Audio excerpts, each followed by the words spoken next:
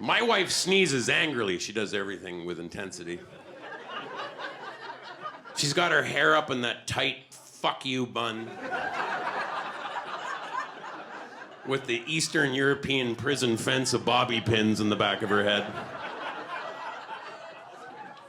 She goes, she'll sneeze, but she goes, it's the most forced and harsh thing. And I can swear to God, I'm seeing the back of her head heave under pressure.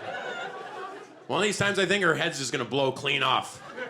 Just boom, out the back. We'll call that the JFK sneeze, you know? What? Really? What? It's too soon. It's too soon. Is anyone in that family alive? I'm sorry, that joke was offside.